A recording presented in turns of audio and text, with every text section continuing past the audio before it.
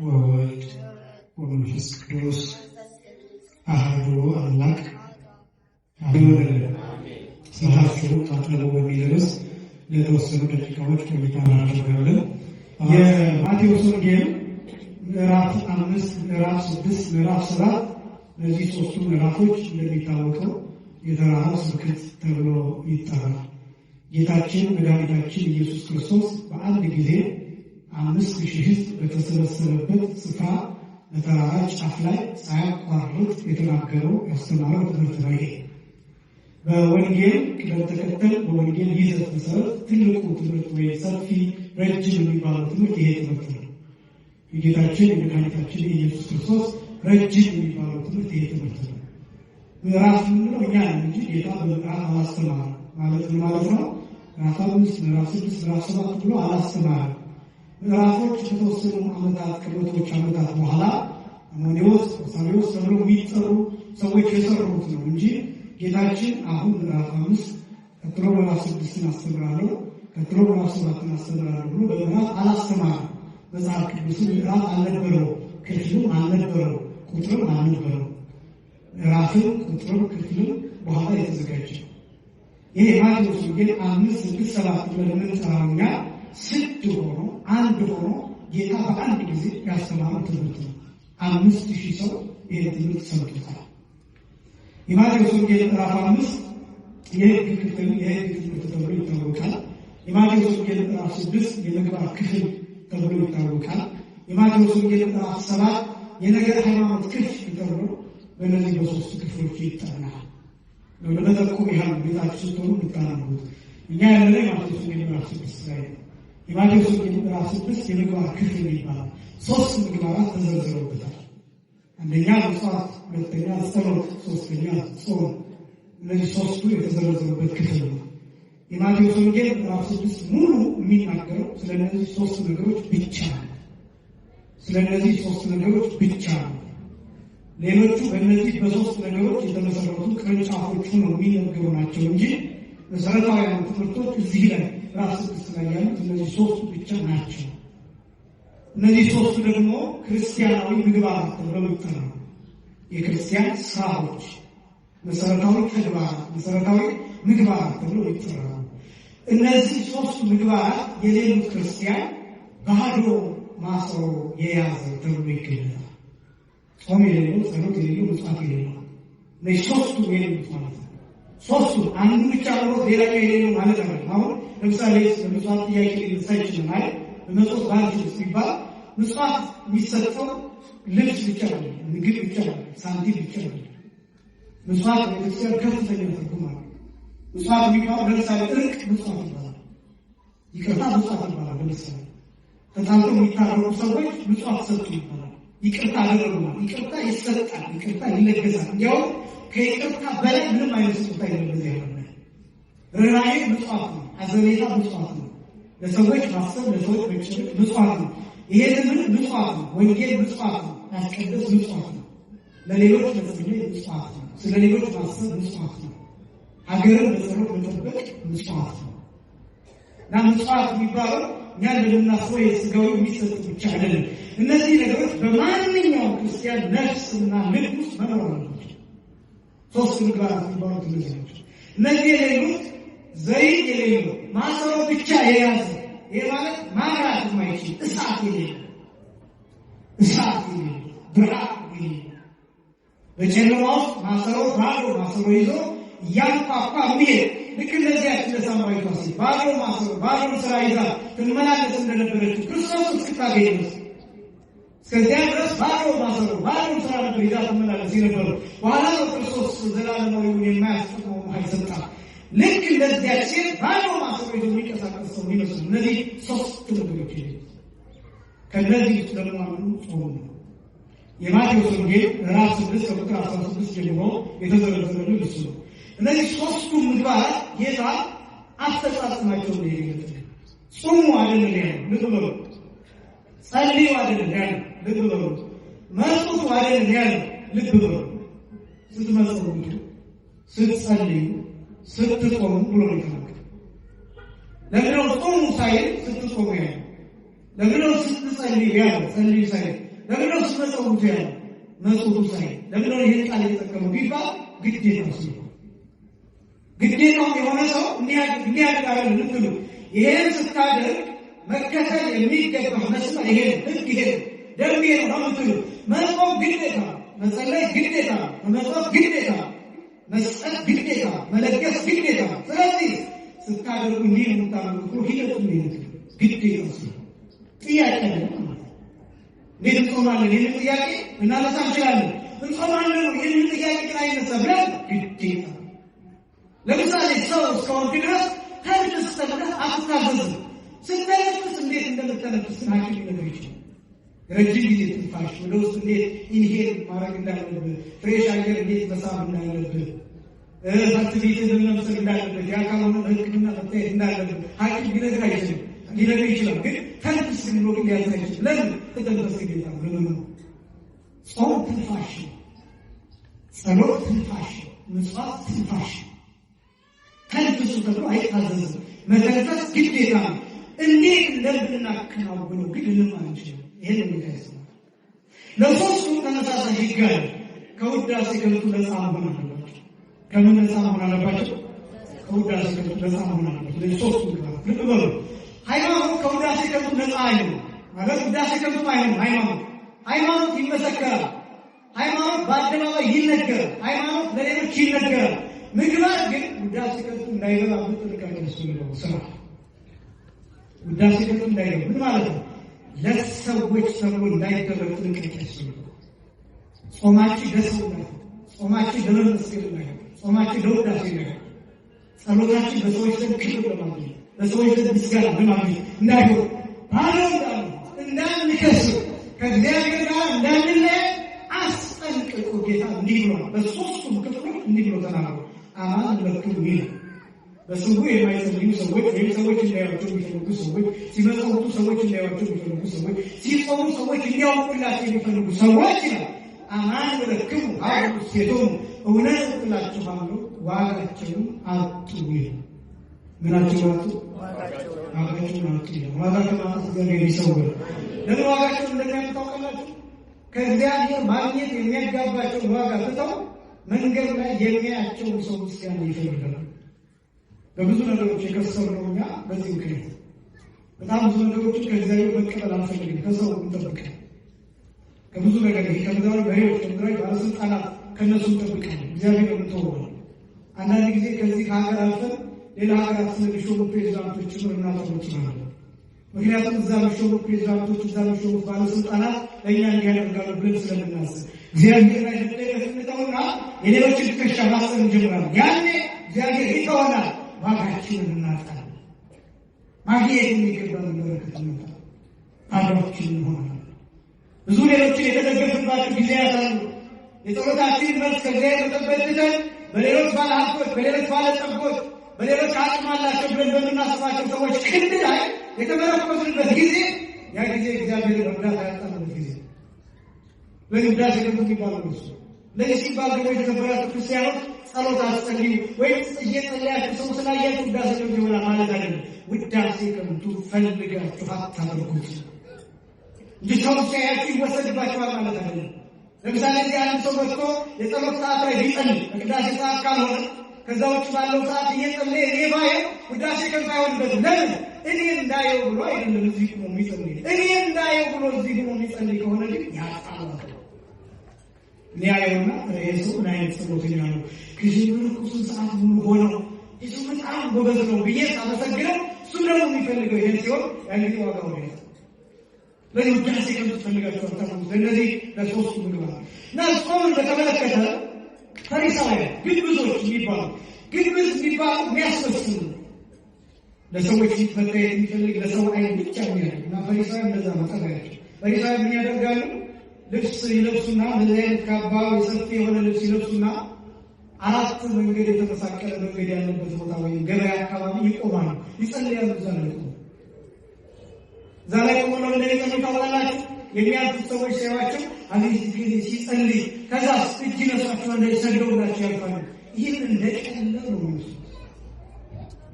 እንደቀለለ በደለዋ የሚባሉት እነሱ ናቸው ግብዞች የሚባሉት እነሱ ናቸው። ፈሪሳውያን የሚባሉት እነሱ ናቸው። የማቴዎስ ወንጌል ምዕራፍ 23 ላይ በዝርዝር አስቀምጧቸዋል። እነ ታወቁ አስራት ደሙ ለከሙን እያለ የጥቁር አዝማድና አዝሙድና የነጭ አዝሙድ አስራት በኩራት የምትሰጡ ዋናውን ግን የምትሰሩ ይላል። እነ ጫጩት ጥፉ ወገመል ሰጡ ህዝብ ይላቸዋል። ጫጩቱን ትተፋላችሁ፣ ግመል የሚያክለውን ኃጢአት ግን ትውጣላችሁ ይላል። ካላቀቁና የአዲስ አበባ ሰው አላውቅም። በዚህ አካባቢ አንዳንዱ ምን ያደርጋል? ትንሽ ኃጢአት አባ ሮብና ዓርብ ራቅ ይቻላል ብሎ ይናዘዛል። ትልቁን ኃጢአትን አይነገርም። ሮብና ዓርብ ራቅ አምልጦኝ ወደ ውስጥ ገብቷል። ስለዚህ ጾሙ ሽር ያለው አስቤያለሁ፣ በሀሳቤ ኃጢአት ሰርቻለሁ ብሎ ይናገራል። ይሄ ነው ሆነ ማለት አይደለም። ዋናውን ሳቀ አይናገርም። ምናልባት ገዳም ሂዱ ለሚያውቀው አንድ ቄስ በዛ ይተናገሩ ሊመጣ ይችላል። አይናገርም ይችላል። አንዳንዱ ነው አይናገርም። ጫጩቱን ትተፋላችሁ፣ ግመሉን ግን ትውጡታላችሁ። ትንንሽ ኃጢአት ትናገራላችሁ፣ ትልልቁ ኃጢአት ትሰውሩታላችሁ። ብዙ ሰው በትልልቅ ኃጢአት ተጠቅልሎ ተቀምጧል። በትልልቅ በደል፣ በሙስና፣ በመግደል ነው እንጂ በማሳደድ ነው እንጂ በክፋት ነው እንጂ በቂም ነው እንጂ በበቀል ወንጀል ተጠቅልሎ ተቀምጧል። ብሔርተኝነትን በሚያክል ጨለማ ተጠቅልሎ ተቀምጧል። መጥቶ የሚናዘዘውስ ብሔርተኛ ነኝ ብሎ ለነፍስ አባቱ አይናገርም። ይችላል ብሔርተኛ ነኝ አባ ብሔርተኛ ሆኜ ሌሎችን አሳድጃለሁ፣ አፈናቅያለሁ፣ አባርሬያለሁ፣ ገፍቻለሁ፣ ሰድቤያለሁ፣ ንቄያለሁ ብሎ አይናገረው። ለነፍስ አባቱ ብሎ የሚናገረው አለፈው ጸልያ አንድ ክፉ ሀሳብ መጥቶብኝ ብሎ የሚነግረው ብሔርተኝነት ትልቅ ወንጀል ነው። ወንድምን መጥላት ትልቅ ወንጀል ነው። ቅዱስ ዮሐንስ የሚናገረው በመልእክቱ ወንድሙን የሚጠላ ጨለማ ውስጥ ነው። ሚገና ለምን ሚጠላ ለመግደል ጥላቻ ነው መነሻ። ይህን ያክል ወንጀል በየልባችን በየአይማችን ተሸክመን ለዛም ይህ በልባችን ያለ ብቻ ነው። ተገልጧል አይተነዋል። ሀገራችን በሚል የሚቆጠር ህዝብ ገለናል፣ ተገለናል፣ ሙተናል፣ ተሟሙተናል። ከልባችን የነበረው ጨለምተኝነት ወጥቶ እሱ ተከፍቶ ጊዜው ሲደርስ ተገልጦ ማተብ ያሰሩ ሰዎች መስቀል ያሰሩ ሰዎች የእግዚአብሔርን ስም የሚጠሩ ሰዎች በሚችሉት መሳሪያ ሁሉ ገድለዋል። ይህ ለምን እንደሆነ ታውቃላችሁ? ውስጣችን ውስጥ የነበረው ቂም፣ ውስጣችን የነበረው በደል፣ ወንጀል እሱ ወጣ፣ ተከፋ። ምድራችን ይህን አስተናገደች። በዚህ ምክንያት በሚሊዮን የሚቆጠር ሬሳ ቆጠረ፣ ቀበረ። ያልተቀበረ ማለት ነው ጅብ የለም ውሃ የወሰደው አንድ ጉድጓድ 10፣ 20፣ 30 ሆኖ የተቀበረ። አያችሁ፣ ይሄን ኃጢአት ሰጡ። የህዝብ ኃጢአት ሰጡ። ይሄ ኃጢአት ከምን መጣ ቢባል ከግብዝነታችን እዚህ አስቀዳሾች ነን። ከዛስ አክቲቪስት ነን። ሁለት ስራ ነው የምንሰራው። እዚህ መጥተን እዚህ ተሳለን እንላለን፣ አቤቱ ማረን እንላለን። ወጥተንስ በለው ቀጥቅጠው አፍንጫውን በለው ግንባሩን በለው እንዳያመልጥ እንደዛ ብለን ጽፈናል። እዚህ ነጠላ ለብሰናል። እዚያስ ሌላ ፕሮፋይል ቀይረን፣ ሌላ ፎቶ፣ ሌላ አካውንት፣ ሌላ ስም፣ ሌላ ማንነት፣ ሌላ ኢንፎርሜሽን ያለው ሰው ሆኖ የሚገለጥ 3 ኢትዮጵያ ውስጥ አሁን አንድ ሰው ብቻ አይደለም፣ ብዙ ነው። መስሪያ ቤቱ ሌላ ነው፣ በጓደኞቹ ጋር ሌላ ነው፣ ትዳር ውስጥ ሌላ ነው፣ ቤተክርስቲያን ሲመጣ ሌላ ሰው ነው፣ ትምህርት ቤት ሌላ ሰው ነው፣ መንገድ ላይ ሌላ ሰው። በቀን ውስጥ በጣም ብዙ ጊዜ ይሰራል ሰው ይወራል። እነዚህ ነገሮች ከጾማችን ጋር አስባችሁታል? እንዴት ዋጋ ማግኘት እንችላለን? እንዴት ከዚህ ጋር መታረቅ እንችላለን? 4 መንገድ ላይ ሁላችንም የምንፈልገው ምን እንደሆነ ታውቃላችሁ? የህዝብ ብዛት፣ የጧፍ ብዛት፣ ፎቶ አንስተን እሱ መልቀቅ፣ ዓለም ጉድ ይበል፣ ኦርቶዶክስ ንቁ ናት እያለ መፎከር ብቻ ነው የምንፈልገው። እኛ ንቁ መሆን አንፈልግም። እኛ ወርቅ መሆን አንፈልግም። እኛ አልማዝ መሆን አንፈልግም። ግን ሌላውን ማሳየት እንፈልጋለን። በሚያምሩ ካሜራዎች የሚያምሩ ፎቶዎች፣ የሚያምሩ ሽቶች ወስደን ለሌሎች ማሳየት እንፈልጋለን። ውስጣችን እንደዛለን። ወዳችን የሚፈራው ካሜራው የውስጣችን የሚያነሰው ቢሆን ነው። ግን እስካሁን መሰረት ካሜራ ነው እና ይሄ ነው ግብዝነት የሚባለው። አሁን ፈሪሳውያን እንደገለጹበት ምን ማለት ነው? ይሄ በምንድን ነው የሚለቀው ከተባለ በመታጠብ በምን አለው? ይሄ የሚለቀው በመታጠብ ነው። ግብዝነት የሚለቀው በመታጠብ ነው። ፊታችን ታጠቡ የሚለው ጌታችን በዚህ ነው። እነሱ ፊታቸውን ይቆጥራሉ፣ ገጽታቸውን ያጠቁራሉ፣ ሰውነታቸውን ያጠወልጋሉ። ለምን? እንደ ሰው እንዲያውቅላቸው። እናንተ ግን ስትጾሙ እንዲህ አድርጉ። አንደኛ ራሳችሁን ታጠቡ፣ ሁለተኛ ፊታችሁን ታጠቡ።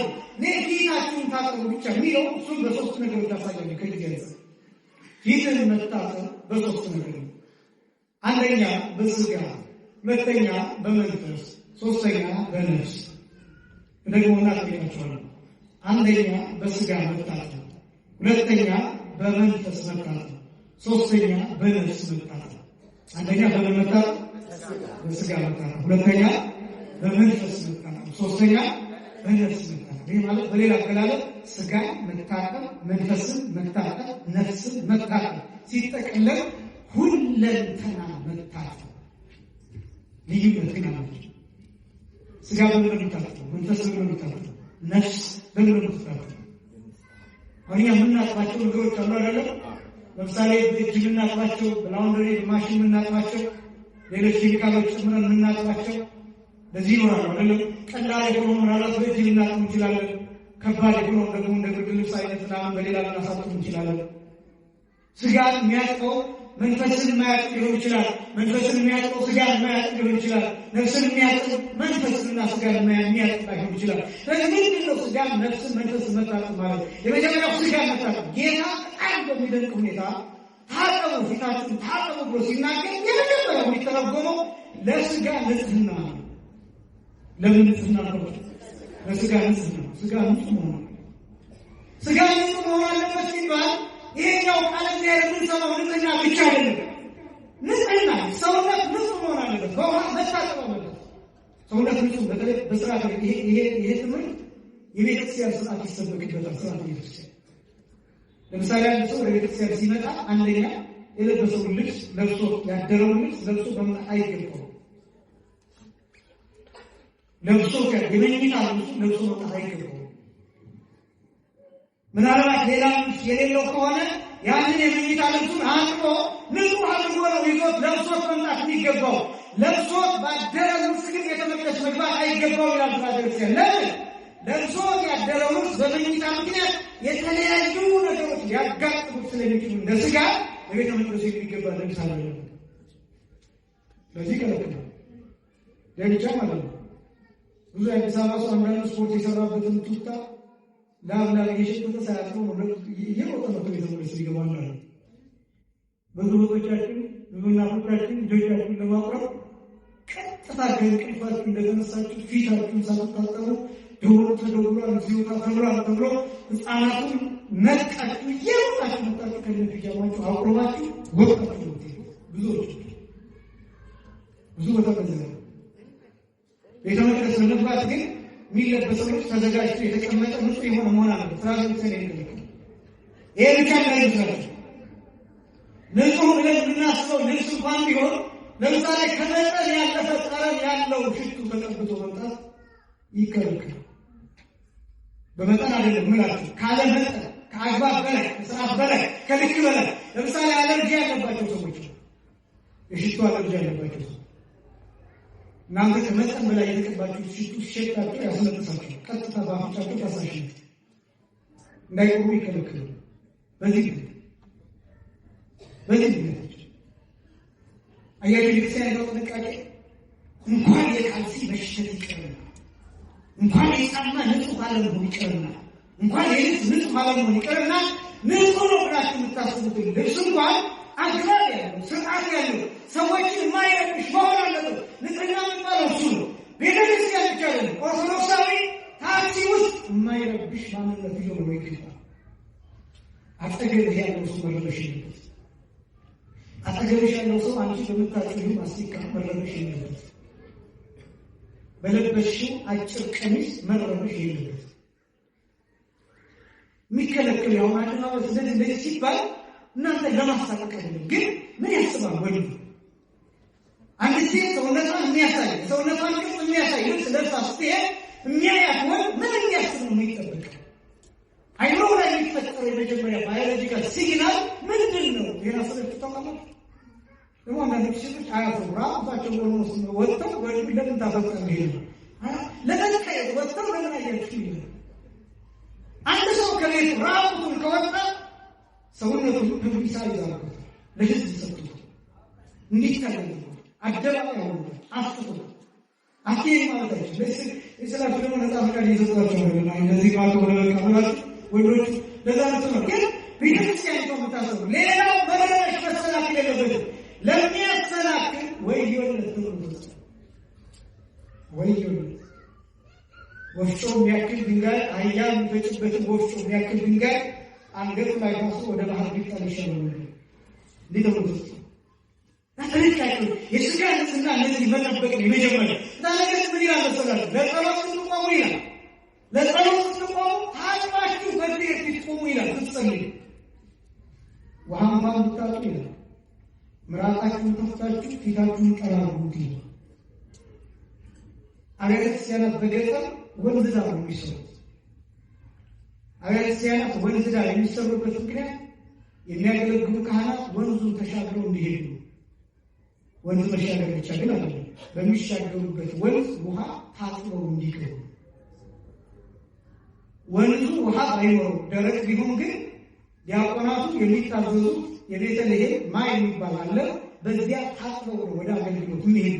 ሳይታጠቡ እግራቸው እጃቸው ሳይታጠቡ ብለዋቸው ንጽህና ቤተክርስቲያን ንጽህና ታስተምራለች። ይህን ቀን የምትናገሩ ለሌሎች ንጽህና ታስተምራለች። የስጋ ንጽህና ፊታችን ታጥቦ የመጀመሪያ የሚያስብ። ሁለተኛ መንፈስ መታጠብ በቃል መታጠብ። የመጀመሪያው በውሃ መታጠብ ነው ንጽህና፣ ስጋዊ ንጽህና። ሁለተኛው በእግዚአብሔር ቃል መታጠብ፣ በወንጌል መታጠብ፣ በሕግ መታጠብ፣ በትእዛዝ መታጠብ፣ በብሉይና በሐዲስ ኪዳን መታጠብ፣ በቅዱሳት መጽሐፍት መታጠብ። ለምንድን ነው ፊታችሁን ታጠቡ ብሎ በፊት አንቀጽ የተናገረው ጌታ? ለምንድን ነው ቢባል ከአምስቱ የስሜት ሕዋሳት አራቱ የሚገኙት ፊታችን ነው። ጆሮአችን፣ ዓይናችን፣ አፍንጫችን፣ አንደበታችን የሚገኙት ፊታችን ነው። ስለዚህ ጌታ ፊታችሁን ታጠቡ ሲል በቁሙ ይሄን መታጠብ ብቻ አይደለም።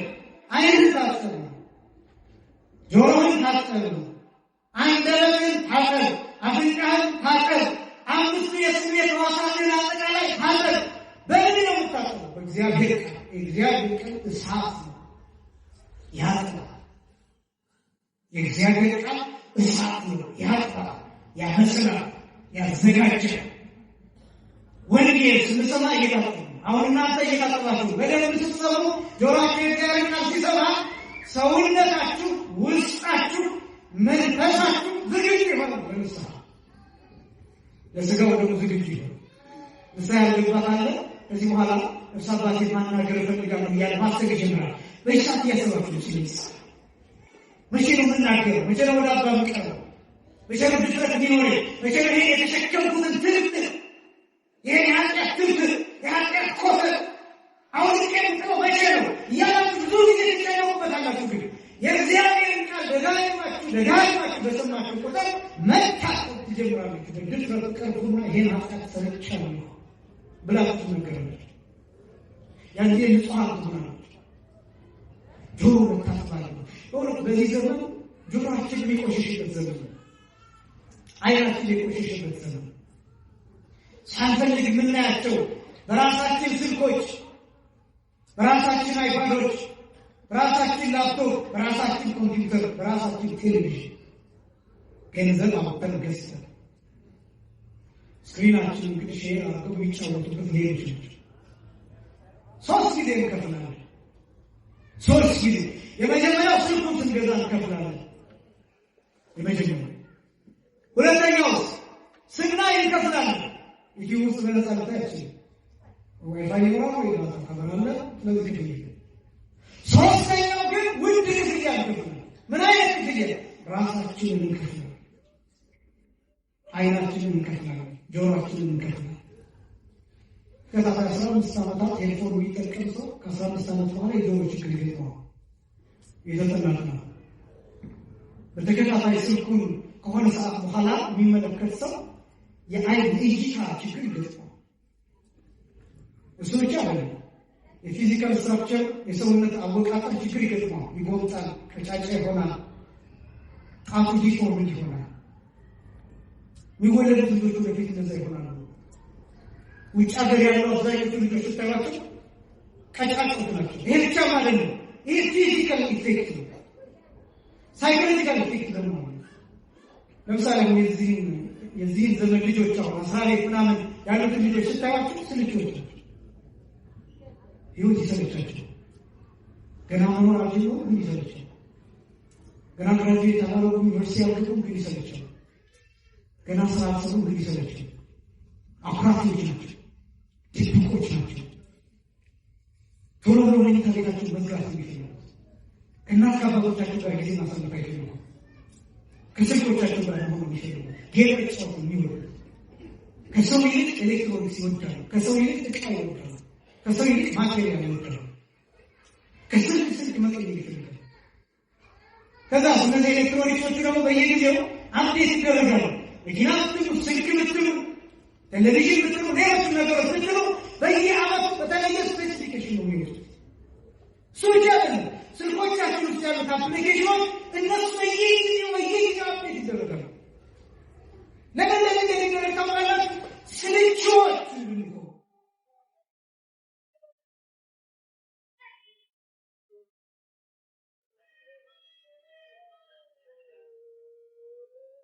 ስልቾች እንድንሆን አዳዲስ ነገር በለመድን ቁጥር ለአዳዲስ ነገር ተገዥዎች እንድንሆን ይላል።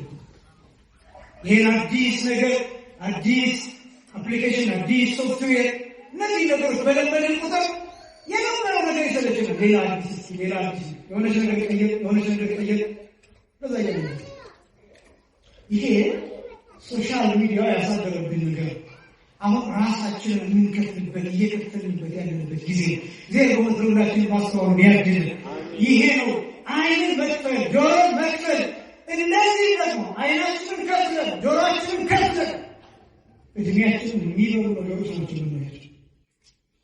የሚያሰቅቁ፣ የሚያሸማቅቁ፣ የሚያስጨንቁ፣ ህይወት የማይሆኑ፣ ተስፋ የሚያስቆርጡ ምንም ማለት ማችልባቸው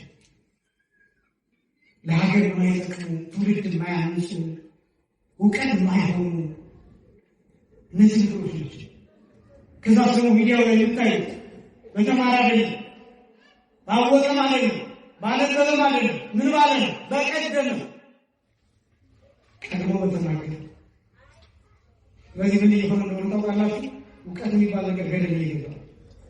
ይሄ ዘመን ወዴት እየመለሰን እንደሆነ ታውቃላችሁ? አዳምና ሔዋን የበለሱን ፍሬ ሲበሉ ትዝ ይላቸው ምናቸው ሆኖ ነው የሚለው በለሱን ከበሉ በኋላ ራቁታቸው። እኛ አሁን የበለሱን ፍሬ በልተናል። እያወራን ያለነው አሁን ከማን ጋር ነው? አዳምና ሔዋን ራቁታቸው መሆናቸው ብቻ አይደለም፣ አይናቸው ተከፈተ። አይናቸው ሲከፈት ከፊት ለፊታቸው ያለው እባብ ነው። ከፊት ለፊታቸው ያለው ምንድን ነው? እባብ። እኛ በኢንሳይክሎፒዲያ አይናችንን ስንከፍት፣ በጎግል አይናችንን ስንከፍት፣ ሶሻል ሚዲያ ላይ ባገኘው እውቀት አይናችንን ስንከፍት የምናየው ዘንዶ፣ የምናየው እባብ ነው። ቅዱሳን የሚሰግዱት ለዚህ ጊዜው የምታውቁት አሁን ሌላው ይሄ ስለ እመቤታችን፣ ስለ ቤተክርስቲያን፣ ስለ ቅዱሳን የሁሉ እጅግኝ ክርስቶስን አሰብኩ ምናምን እንደዚህ ነገሮች ቋንቋቸው እንዳይመስላችሁ ስለ ክርስቶስ መሰበኩ አላመሰበኩ ጉዳያቸው ሆኖ እንዳይመስላችሁ አማራጭ ማሳጣት ነው። አማራጭ ማሳጣት ነው። ቅዱሳንን እንድንጠላ ብቻ አይደለም፣ ሰው የሚባል ፍጥረት አጠቃላይ እንድንጠላ፣ እርስ በርሳችን እንድንጠላላችን ነው የሚሰሩ። ብዙ ሰው የሚመስለው አሁን ድንግል ማርያም ተሰደደች ሲባል እመቤታችን እንድንጠላ ብቻ ነው የሚመስለው ሰው። እኔ እናንተን እንድጠላችሁ እናንተን እንድትጠሉ ነው። የሶሻል ኢንተራክሽን የሚባለው ነገር መለጠፍ ነው። መንፈሳዊ ሊሆኑ ስጋው ይሆናል። ከዛ ወዴት መሰላችሁ? ወደ ኤቲዝም መጓዝ። ይህን ምንም ማረጋገጥ ይቻላል። ሰለጠኑ የሚባሉ ሀገራት፣ አደጉ የሚባሉ ሀገራት አውሮፓውያን አሁን ብዙ ፐርሰንቱ ማያምን ነው። ማያምን ማለት ምንም ማያምን ምንም ያው እግዚአብሔር ቢከሱ ናቸው። በነገራችን ማያምን ብቻ ነው። እግዚአብሔር የሚባል አምላክ ካለ ሕፃናት እንደዚህ ሲሆኑ ለምን ዝም ይላሉ? ለምን ይቆጣሉ? ሕፃናት እንደዚህ ሲሆኑ ዓለም ላይ ጦርነት ሲሆኑ ለምን እንደዛ ይላሉ? ድሆች ሲራቡ ለምን ዝም ይላሉ? ሰዎች በመርከብ ሰጥመው ባህር ሲበላቸው እግዚአብሔር ካለ ለምን ዝም ይላሉ? ይሏቸው እግዚአብሔር አንተ ጥያቄ ሲጠየቅሽን ትደነግጥና ዝም ትላለች። በቃ በዚህ ሃይማኖት የሚባል ነገር መኖር የለበትም። እግዚአብሔር ራሱ የለም ሃይማኖት አያስፈልግም ወደሚል ይኬዳል። ከዛስ ምንድን ነው የምትሆኑት? ሲስተም ውስጥ ትገባላችሁ። የትኛው ሲስተም ውስጥ? ይሄ ፕሮግራም የሆነ ሲስተም ውስጥ ትገባላችሁ። በስልክ የሚታዘዝ፣ በኮምፒውተር የሚታዘዝ፣ ለመንግስት የምትታዘዙ ምንም እስካልጎደልባችሁ ድረስ ኮምፒውተሩ የሚያዛችሁ፣ ፕሮግራሙ የሚያዛችሁ፣ አለሙ ይቀሰቅሳችኋል። ከዛ ትተኛላችሁ። ስልካችሁ ያስነሳችኋል፣ ስልካችሁ ያስተኛችኋል፣ ስልካችሁ ይነግራችኋል። ወደፊት በስልኮቻችን ምግብ ይዘጋጃል። ወደፊት የሚመጡት ነገሮች እንደዛ ናቸው። አሁን ደግሞ እየተሞከረ ያለው የአሻንጉሊት ባለትዳሮች ለምሳሌ እስከ 2035 ላይ አንድ መጽሐፍ ያነበብኩት የሀያላን ሴራ የሚል አንድ መጽሐፍ ሳነብ ፈረንጆቹ እስከ 2035 ድረስ ፕሮጀክታቸው ለወንዶች በቂ የሆነ የሮቦት ሚስት ማቅረብና ለሴቶች በቂ የሆነ የሮቦት ባል ማቅረብ እስከዛሬ 10 ዓመት ማለት ነው 9 ዓመት 2026 ላይ ሲሆን ያ ማለት ወንዱ የሚፈልጋትን ሴት በዲዛይን ያቀርባል። የሚፈልጋት ቀጠን ያለች፣ ረዘም ያለች፣ አይኗ ጎላ ጎላ ያለ፣ ቀይ መልክ ያላት ብሎ በዛ አሁን ኤአይ ታይታላችሁ አይደለም? በኤአይ የሚሰሩ ነገሮችን ታያላችሁ። በቪኦኤስ የሚሰሩ ኦልሞስት ሰው የሚመስል ነገር እየተሰራ ነው። የትኛውንም ስክሪፕት ጽፋችሁ የተወሰነ ክፍያ ከፍላችሁ ራሱ ገጸ ባህሪ መርጦላችሁ ፊልሙን ማውጣት ትችላላችሁ። የሚተውሉ ሰው ቀጥታ እኔን የሚመስል ሰው መስራት ይችላል። አሁን ሰዎች ወዴት እየዞሩ እንደሆነ ታውቃላችሁ? በፊት የፊልም አክተር ምናምን ነበር የሚወደው ሰው። ወንዱ አክትረስ ይወዳል፣ ሴቷ ደግሞ አክተር ይወዳል። አሁን ግን ኤአይ ነው የሚወደው ሰው የሚያፈቅር። አሁን ቢያንስ ያኛው የፊልም አክተሯ ትገኛለች በአካል ለፈረሚ ሊላት ይችላል። አትሊስት ወድሻለሁ ብሎ ሊነግራት ይችላል። ኤአይ አሁን ግን የት አግኝቶ ይነግራታል? ወዴት እየሄድን እንደሆነ ታውቃላችሁ? ባዶ ወደሆነ ዓለም ፈርሶ ወርድ የሚባል ምናባዊ ዓለም እውነት ያልሆነ ዓለም ወደዛ ዓለም እየገባ ነው። ይህን ሰለሞን አስቀድሞ ጠቅሶታል። ንፋስ እንደመከተል በጉም ውስጥ እንደመሆን ረቂቅ የሚመስል እውነት የሚመስል ግን እውነት ያልሆነ ለምሳሌ ሞደርኒዝም የሚባለው ኮንሰፕት ውስጥ ዘመናዊነት የሚባለው ከእውነት መራቅ ጥሩ ካሜራዎች ይመጣሉ። እነዛ ካሜራዎች ይቀርጿቸዋል። ቆንጆ ምስል ይወሰዳል። ከዛ ምስሉ ታዩታላችሁ። በራሳችሁ ምስል ደስ ይላችኋል። እናንተ ግን አይደላችሁ። ስለዚህ ወደ ውሸት አለብህ ወደዛ ነው እየወሰደ ነው ያለው። ይሄ ብቻ ማለት ነው። ይሄ በምን እንደሚመጣ አሁን ሴቶች ለምሳሌ አሁን ስለጠሩ የሚባሉት ሀገራት የወንድ ዘር ፍሬ ባንክ ስፐርም ባንክ የሚባል ተጸያፊ ምስል ይችላል፣ ግን እየተሰራ ያለ ወንዶች ፕሮፋይላቸው ተደብቆ የዘር ፍሬያቸውን ይሰጣል። እሱ ልክ እንደ ደም ባንክ ማለት ነው፣ ይጠራቀማል። ከዛ ማግባት የማይፈልጉ ሴቶች ምን እንደሚያደርጉ ታውቃላችሁ? ማግባት የማይፈልጉ መውለድ ግን የሚፈልጉ ሴቶች ይሄዱና የዘር ፍሬ ይቀበላሉ። ቴክኒካሊ ሐኪሞቹ በማህፀናቸው እንዲቀመጥ ያደርጋሉ የዘር ፍሬ። ከዛ ይወልዳሉ። ልጁ አባት የለውም። ሴቲቱ ስታሳድገው ወንድ የሚባል ነገር አያስፈልግም፣ አባት የሚባል ነገር አያስፈልግም እያለች የምታሳድገው። እኔ ብቻ ጸነስኩ፣ እኔ ብቻ ወለድኩ፣ እኔ ብቻ አሳደግኩ። ስለዚህ የምታስፈልገው ሴት ናት፣ እናት ናት፣ ወንድ አባት የሚባል አያስፈልግም ትለው። በጣም ደግሞ አሳዛኝ ምን እንደሆነ ታውቃላችሁ? አብዛኛው ፕሮፋይል ድብቅ ነው። ወንዱ ሲሰጥ ፕሮፋይሉን ደብቆ ስለሆነ የሚሰጠው ማን እንደሰጠ አይታወቅም። ምናልባት ይቺ ሴት የተቀበለችው ዘር የአባቷ ሊሆን ይችላል፣ የወንድሟ ሊሆን ይችላል። ወይ ከአባቷ ወይ ከወንድሟ ወይ ከአባቷ ምናምን ወይ ይሄ የትኛውን ዘመን እንደሚያስታውሳችሁ ታውቃላችሁ? እነዛ ሁለት ልጆች ከአባታቸው የወለዱት የሎጥ ልጆች ሞዓብና አሞን የተባሉ ጣዖት አምላኪዎች ሆነው የቀሩ አሕዛብ የሚባሉ ወፍ ዘራሽ የሆነ ስንዴ ብለውት አሁን ምን ማድረግ እንዳለባቸው ከዚህ ወጥተው አሁን ስቴጅ ላይ ያሉ ነገሮችን ነው እያዩ ያሉት። እንዲህ ስልጣኔ እየመሰለን የምንከተለው ነገር እውቀት እየመሰለ አለማፈራችን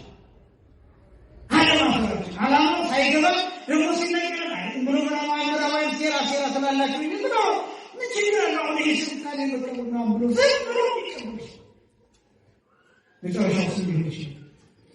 ከዛ ከዚህ አልፎ ነው እንግዲህ ወደ ሮቦት ሚስት ሮቦት ማለት ወንዱ የሚፈልጋትን ዲዛይን ያሰራል፣ ያችን ሴት ያስመጥራል፣ ታወራለች፣ ትሰራለች፣ ታጫውተዋለች። አሁን ባትሪ ያለ ስትጨቀጭቀው ሪሞቱን ይጫናል ኦፍ ያደርጋል። ዝም ብሎ ጭቅጭቅ የሰለቸው ወንድ ይሄን አማራጭ ሊከተል ይችላል። የትኛውም አይነት የሴት ተግባር ትፈጽምለታለች። የትኛውም አይነት ወዲህ እየሄደ እንደሆነ ሚያለሙ በተለይ ወጣቶች ይሄ ምናቸው ዝም ብያለሁ ለኖት የተወሰኑ ሀገራት ለአገልግሎት ይቻይቻሉ ቅርቡ ኖሮ ነበርኩኝ በትክክል ያየሁትን ነው ከዚህ በላይ ብዙ አይነት ጉዶች አሁን ላይ በጣም እነሱ የተጨለሙባቸው ጉዳዮች ምን እንደሆነ ታውቃላችሁ? ራሳቸውን የሚያጠፉ ብዙዎች ለዛውም ራሳቸውን የሚያጠፉበት መንገድ እኔ በጣም ያስጨንቀኛል ለመናገር ግን ልትረዱት ነው። አንዳንዶቹ በጣም ትልቅ የሚባል ፎቅ ጫፍ ላይ ሄደው ራሳቸውን ይወርዱ ነው። አንዳንዶቹ ደግሞ ኖርዌይ በተራራ የምትታወቅ ሀገር ነው። ከአውስትራሊያ፣ ከካናዳ፣ ከአሜሪካ አንዳንዶቹ መጥተው ከትልቅ ተራራ ራሳቸውን ፈትተው ይገኛሉ። እና ለምንድነው እየጠየቃቸው እንደገና ሬሳቸው አይገኝም እንዳይገኝ የሚፈልጉት ሬሳቸው ሄሊኮፕተር ራሱ አይገኝም። በጣም ከባድ እጅግ አስቸጋሪ የሆነ ቦታ ከታች ባህር ያለው ጫፍ ላይ ነው። ስታስቡ ብታዩት ራሱ በፎቶ በደንብ ይመጣባቸዋል። ራስን ለማጥፋት ከዛ ተነስተው ይመጣሉ። ቤት ያላቸው ሰዎች፣ መኪና ያላቸው ሰዎች፣ በቂ ደሞዝ ያላቸው ሰዎች፣ ምግብ ያልተቸገሩ ሰዎች፣ በሕይወት መሰረታዊ የሚባል ነገር ያላጡ ሰዎች፣ የፈለጉትን አይነት ኃጢአት ለመስራት ምንም አይነት ገነት የሌለባቸው ሰዎች ግን ደስተኛ አይደሉም። በዚህ ምክንያት ራሳቸውን ጸጥ ያደርጋል። እና አንዲት ሴትዮ እነዚህ ሱሰኞች ታማሚዎች ነው እዛ የምትሰራ ሴትዮ ስትነግር በጣም እንጠብቃቸዋለን ይላሉ ራሳቸውን ነው እና አንዷ በጣም ስንጠብቃት ምን አደረገቻለች? ምንም አላደረግም ብላ በብርድ ልብስ ተሸፈነች እና በብርድ ልብስ ተሸፈነችና ራሷን ታይቷን አውልቃ በታይቷ አንገቷን አንቃት ተፈራገጠች እና ከዛ ስትፈራገጥ ምንድነው ይሄ ብርድ ልብሱን ሳነሳ በታይቷ ራሷን ያለች ለምን እንደዚህ ብትሆኝ ስላት አይኖሬ ውስጥ ራስሽ አታስፈልጊ አትጠቅሚ እያለ የሚጮህብኝ አለ። አንቺ ስለማሰለኝ ነው አለች። በምን አይነት መንፈስ ውስጥ እንዳለ ተመልከት። በምን አይነት መንፈስ ይህኛ ስልጣኔ ወደዚህ ነው የሚወስደን። እነሱ ከተከተለ እዚህ ነው የምንደርሰው። አይንን ካላጠብከው፣ ጆሮህን ካላጠብከው፣ አንደበትህን ካላጠብከው፣ ሰውነታችን በቃል እግዚአብሔር ካልታጠበ እነሱ የደረሱበት የጭንቀት ደረጃ ይደርሳል። እግዚአብሔር ከዚህ ሁላችንን ሊጠብቅ ጉባኤ ያስፈልጋል፣ ወንጌል ያስፈልጋል፣ ቅዳሴማ ያስፈልጋል፣ ንስሐ ያስፈልጋል። አንዳንዶቻችሁ የሚመስላቸው ለእኛ እንጀራ የሚመስላቸው ሰዎች፣ ለእኛ እንጀራ ወንጌል የምንሰራ የሚመስለው ሰው፣ ለእኛ ክብር፣ ለእኛ ካባ፣ ለእኛ ጥምጣም፣ ለእኛ ልብስ ወንጌል የምናስተምር የሚመስለው ጉባኤ የምንሰራ የሚመስለው ሰው ይቺ ቤተክርስቲያን ዝም ብትል ነው ብላችሁ ትውልድ ይጠፋል። ዝም ብትል በመላው ኢትዮጵያ አንድ ቀን ወንጌል ባይነገር፣ ጸሎት ባይደረስ፣ ኪዳን ባይደረስ ቢታጎል አገሪቱ ጸጥ ትላለች፣ ትውልድ ይጠፋል። ይሄ ማወቅ አለበት። ምድሪቱ የምትታጠበው በዚህ ቃል ነው። ምድሪቱ የምትታጠበው በወንጌል ነው። ታቦት ይዘን የምንወጣው በጌጥ አይደለም።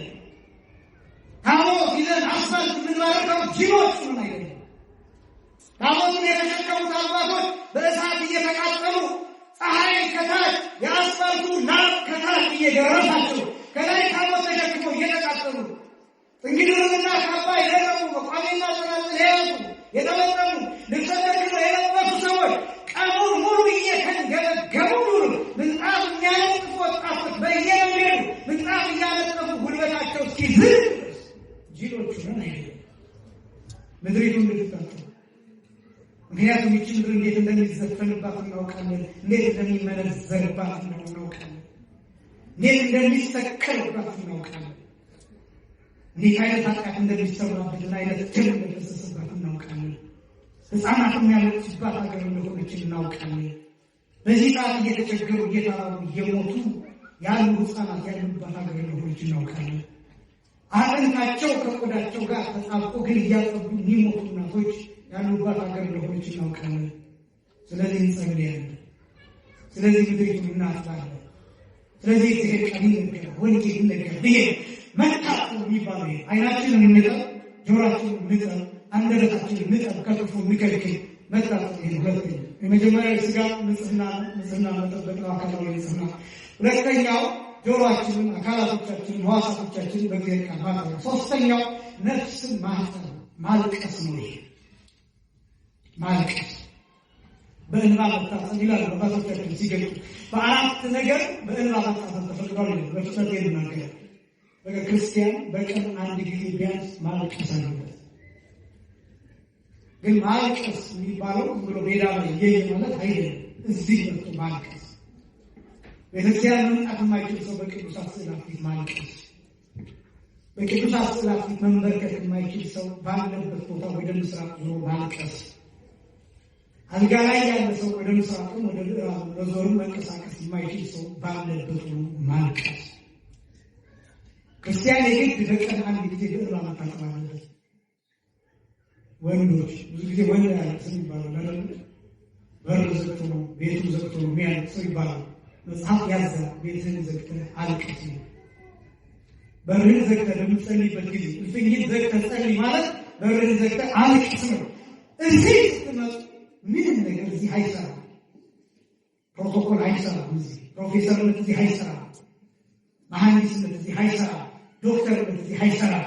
እዚህ ሁልህ እኩል ነህ።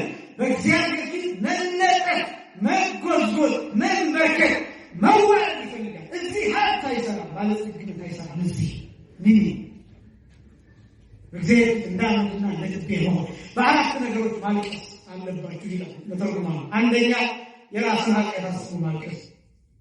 ሁለተኛ የባልንጀራ ኃጢአት አስቦ ማልቀስ። ሶስተኛ የሰማዕታትን ግፍና መከራ አስቦ ማልቀስ። አራተኛ የጌታን መከራ አስቦ ማልቀስ ይላል። ፊታችሁን ታጠቡ ማለት እነዚህን አራት ነገሮችን እያሰባችሁ እያለቀሳችሁ ፊታችሁ በእንባ ይታጠብ ይላል። ቅዱስ ዮሐንስ አፈወርቅ ሲናገር እንባ ነፍስን ያጥባል ይላል። እንባ ምንን ያጥባል? ነፍስን። ከልብ የሚፈስ እንባ። በነገራችን ላይ ትጽናናላችሁ። እንዳልኳችሁ እንባችሁን ለሌላ ሰው አታሳዩ። የደካማነትን ለሌላ አታሳዩ። ለእግዚአብሔር ብቻ ታሳዩት። እሱ እንባ ድካም፣ እንባ ድካም፣ እንባ ያለመቻል ምልክት ነው። የመድከም ምልክት ነው። አቅም ማጣት ምልክት ነው። ኃይል ማጣት ምልክት ነው። የመንፈስፈስ ምልክት ነው እንባ። ለዚህ ለሌላ ሰው አይታይም፣ ለእግዚአብሔር ብቻ ነው ይታያል። አልቅሰው ዕድሜ የተጨመረላቸው ሰዎች አሉ። ንጉሡ ሕዝቅያስ ወቤተ ገጹ ሀማረት ወደ ግድግዳው ዞር ብሎ አልጋው ላይ ሆኖ ስቅስቅ ብሎ ሲያለቅስ እግዚአብሔር ውሳኔውን ቀይሮ ነቢዩ ኢሳይያስ ተመለስ ሀሳብ ቀይሬያለሁ፣ ውሳኔ ቀይሬያለሁ፣ ለሕዝቅያስ እንዲህ በለው፣ ለንጉሡ ንገረው፣ አልቅሶብኛል፣ እንባውን አይቻለሁ፣ አልቻልኩም። ስለዚህ ሀሳቤን ቀይሬያለሁ። በዕድሜ ላይ 15 ዓመት ጨምሬያለሁ፣ ኢየሩሳሌምን እታደጋታለሁ፣ ሰራዊቱን አጠፋለሁ ብሎ ሀብለህ ንገረው። በቃ አልቅሶብኛል፣ ምንም ማድረግ አልችልም። ኢሳይያስ እንደገና መስቀይሮ ተመለሰ፣ ነጭ ለብሶ በቃ አትሞትም ተመለሰ። እግዚአብሔር ውሳኔ ያስቀኛል። ከሚሳኤል በላይ ኃይል ያለው ጉልበት ያለው የእግዚአብሔር የተጻፈ የሞት ደብዳቤ ይቀየራል። አጋር በእንባ ውሃ ትልቃለች። ራሔል በእንባ ባህር ከፍላለች። የሙሴ በትር ብቻ አይደለም፣ የእስራኤልን ባህል የኤርትራ ባህል የከፈለው የራሔል እንባ ጭምር ሰማይ ያንኳኳ እንባ። የመጀመሪያው የራስን ኃጢአት አስቦ ማልቀስ ይገባል። የራስን ኃጢአት መጸጸት፣ በእጅግ ያለው ሁሉ ማዘን፣ ደረትን እየደቁ ማዘን፣ በሚጸልይበት ጊዜ ማልቀስ፣ እንባ መጨመር፣ ጠብ ማድረግ ይገባል። ለምን ድካም ማሰማት በእግዚአብሔር ፊት ይገባል። ሁለተኛው የባልንጀራን ኃጢአት አስቦ ማልቀስ ይገባል። በዚህ ዘመን የሚለቀስበት ጊዜ ብዙ የምናለቅስላቸው ሰዎች ነው። ለዚህ እኮ ድንግል ማርያም የሚሳደቡ ቅዱሳን የሚሳደቡ ሰዎች እኮ እውነት የሚለቀስላቸው ሰዎች ናቸው። የሚለቀስላቸው ሰዎች ናቸው። ስለዚህ ስለ ሌሎች ማፍሰስ ይገባል። የባልንጀራ ኃጢአት አስቦ። ሶስተኛ ከጊዜ አንጻር ነው የምፈጥረው። ሶስተኛ የሰማዕታትን ግፍና መከራ አስቦ ማልቀስ ይገባል። በብሉይ ኪዳን አቤል ጀምሮ ስለመከራል በአዲስ ኪዳን ከቅዱስ እስጢፋኖስ ጀምሮ እስካሁን ድረስ በቤተ መቅደሱ ዙሪያ አንገታቸው እየተቀላ እየታረዱ ስለሚሞቱት ካህናት ክርስቲያን ኦርቶዶክስ ስለነሱ ማልቀስ ይገባል። የመጨረሻው ወደ እግዚአብሔር አስቦ ማልቀስ ይገባል። ጨርሶ የክርስቶስ መከራ ጭራቱን እያሰቡ ክርፋቱን እያሰቡ ደሙን እያሰቡ ራቁትነቱን እያሰቡ መቃተቱን እያሰቡ በደል የቀናው በደል የታለለው በደል የተሸፈነው አካሉን እያሰቡ ላዩ ላይ የተተከለውን ሰማይ የሚደርስ የብረት እሾህ ጭንቅላቱን ያለማቋረጥ የሚፈጠፍጠው እሾህ እሱን እያሰቡ ማልቀስ። ምን ጊዜ ተገኝቶ ነው ኃጢአት ለመስራት ለመስከር? ምን አይነት ጊዜ ተገኘ? ክርስቲያን እኮ ጊዜ አያገኝም። ክርስቲያን እኮ ጊዜ የለውም። የክርስቶስን መከራ አስቦ ለመጨረስ ጊዜ አይበቃውም። እሾሁን አስቦ ለመጨረስ፣ ችንካሩን አስቦ ለመጨረስ፣ ህመሙን አስቦ ለመጨረስ፣ ስቃዩን አስቦ ለመጨረስ፣ የጥቂት ጊዜ ጥቂት መፈቅታ ጥቂት ጊዜ ግርፋት ጥዝጣዜውን አስቦ ለመጨረስ እኮ ክርስቲያን ጊዜ የለውም። ምን ጊዜ ተገኝቶ ነው መጠጥ ቤት ይሄድ ነው? ለብዙ ምን አይነት ጊዜ ተገኝቶ ነው? ለብዙ የክርስቶስ ጊዜው ምን አይነት ጊዜ ተገኝቶ ነው? ክርስቲያን እኮ ጊዜ የለውም። ከጭንቅላቱ የሚፈላውን ደም ያስባል። የጌታን ደም ከራንተኛው ያለማቋረጥ እንደ ጅረት የሚፈሰው እንደ ውሃ የሚወርደውን ደም ክርስቲያን እኮ ያስባል። ጊዜ የለውም እኮ ክርስቲያን። መስቀል ተሸክሞ የተነሳውን ይቆጥራል፣ በጥናት ያያል። ሹር እንደሆነ አለት እየተፈቀፈቀ የተጎተተውን ያስባል ክርስቲያን። በእያንዳንዱ ጅራፍ ጫፍ የተበተነውን የጌታን ሥጋ ያስባል ክርስቲያን። ይሄን መቼ ልብላ፣ ይሄን መቼ ልጠጣ ብሎ ያስባል እንጂ ክርስቲያን ሌላ ጊዜ እኮ የለውም እኮ ብሎ ሰው እንዴት ጊዜ ተገኘ? ለሐሜት እንዴት ጊዜ ተገኘ? ለሱስ እንዴት ጊዜ ተገኘ? ለስካር እንዴት ጊዜ ተገኘ? እንደ ኃጢአት ብንሰራ እንኳን ይህን ኃጢአት እያሰበ ላለመጨነቅ ምን አይነት ጊዜ ተገኘ? ክርስቲያን እኮ ጊዜ ነው። ይህን ጾም ስናስብ፣ በዚህ ጾም ስንጾም ይህን ነው የምናስበው። ይሆናል አምላካችን እግዚአብሔር እሱን አስበን አይናችን እንባ እያፈሰሰ እንባችን በአይናችን እየወረደ የጌታን መከራ እያሰብን እንድንታጠብ እርሱ ይርዳል።